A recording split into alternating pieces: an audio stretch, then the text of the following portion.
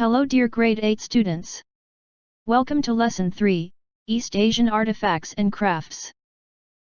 A peek at East Asian art's history. In the history of Asian art or Eastern art, it includes an enormous range of influences from various cultures and religions. The evolution in Asian liberal arts parallels those in Western art, normally some centuries earlier. Chinese art, Indian art, Korean art, Japanese art, each had significant influence on Western art, and the other way around.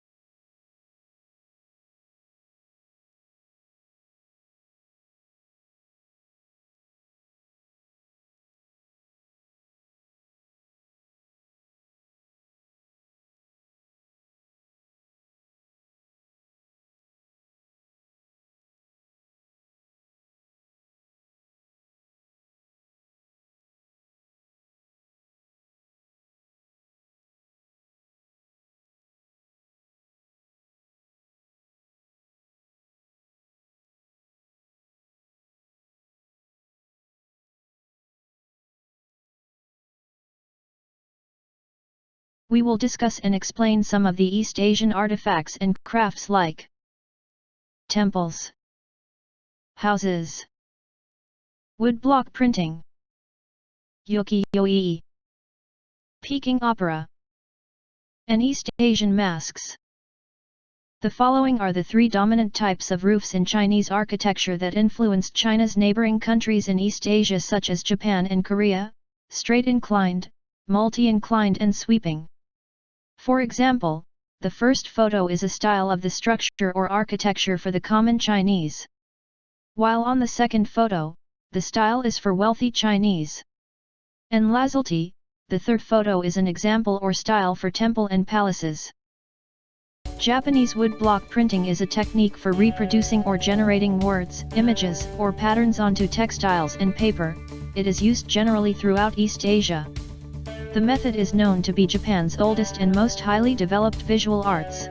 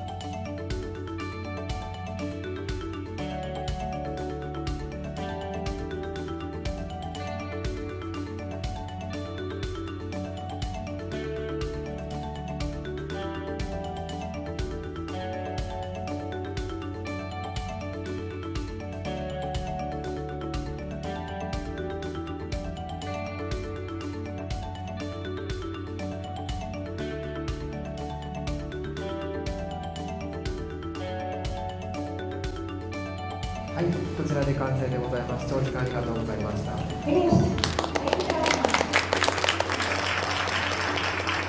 りがとうございました。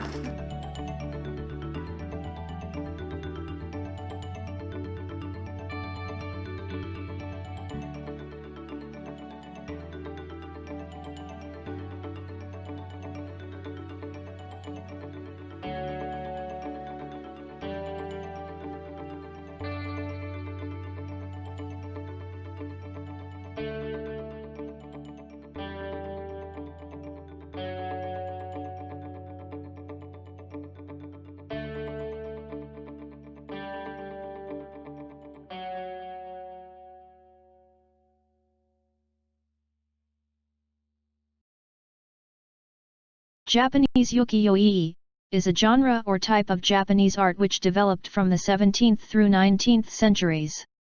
Ukiyo-e literally means pictures of the floating world, and it is related to the style of woodblock printmaking that shows scenes of harmony and nonchalant everyday living. The first example of ukiyo-e is the Great Wave of Kanagawa or Kanagawa Okinami-ora or Tsunami by Hokusai in 19th century. It was printed by Hokusai Metropolitan Museum. The second example is entitled, Han Shojaku Bijin Soroi, ukiyo-e color woodcut by Okumura Masanobu, 1686–1764, Tokugawa period, courtesy of Philadelphia Museum. East Asian paintings does not restrict itself on paper, silk, and wood. Performers of Peking opera in China and kabuki in Japan make use of their faces as a canvas for painting by using different styles of facial makeup, which is one of the highlights and needs distinctive techniques, while in Korea, mask painting is more admired. Peking opera face painting or Jingjulianpu is done with different colors in line with the specific roles of each performer, and the meaning of those roles is expressed by a particular colors and patterns of face painting. It is a traditional special way of makeup in Chinese operas in pursuit of the expected effect on performance. The hero-type characters of Chinese opera mask are usually painted in relatively simple design and colors, whereas foes, mugger, freedom fighter, and others have more intricate designs on their faces. Guanju red specifies fearlessness, integrity, and loyalty. Beijing opera makeup, face painting, red full face 2011. While Huangpeng yellow denotes violence, aspiration, and being composed. Chinese opera mask, Huangpeng posted by admin in May 7, 2008. Zhongfei black represents rudeness and wildness. The black face indicates either rough and fearless character or selfless and neutral personality. Chinese opera mask, Zhongfei posted by admin in May 6, 2008. Zhu Wen green. It tells the audience that the character is not only impetuous and violent, he also lacks self-discipline. Chinese opera mask, Zhu Wen. Posted by admin in May 7, 2008. Lian Po purple. Typifies integrity and cool-headedness. While a reddish-purple face indicates a fair and honest character. Chinese opera mask, Lian Po posted by admin in May 6, 2008. And lastly, Chow Chow, white suggest betrayal, skeptical and shrewdness. It is common to see the white face of the powerful wrongdoer on stage. Chinese opera mask, Zhu Wen posted by admin in May 7, 2008. Japanese kabuki makeup is called kesho. It is a representation of an actor's role with the use of makeup to define facial features appropriate for the role. Kesho makeup is heavily applied to create an intense painted mask that uses colors in symbolic ways to indicate specific character. There are two types of kabuki makeup. 1. Standard makeup applied to most actors. 2. Kumadori makeup applied to villains and heroes. Kabuki makeup's abbreviated Flame Kumadori. Artist, Masamitsu Oda 1892–1975. Kabuki makeup is composed of very dramatic lines and shapes using colors that represent certain qualities. Dark red equals passion or anger. Dark blue equals depression or sadness. Pink equals youth. Light green equals calm. Black equals fear. Purple equals nobility. Kabuki actor makeups via ETSE from Japan with love. Several examples of Japanese face paintings are Tsujiguma or Mukamaiguma, where bold lines are applied onto a performer's face. The paints are then smudged to soften the effect. Kumadori pertains to the painted faces of kabuki actors of the famous Japanese kabuki theater. Korean masks, called tal or tial, designed originally with religious meaning just like the masks of other countries which also have religious or artistic origins. Korea has a rich history of masks. From weddings to entertainment and art, Korea's face masks are a cultural treasure as shown in the picture showcasing various fascinating masks. The roles of colors in Korean masks. Black, red, and white bright and lively colors that help show the age and race of the figure. Dark-faced mask point out that the character was born of an unfaithful mother. Half red and half white mask signify the thought that the wearer has two fathers, Mr. Red and Mr. White. That's all for today's lesson.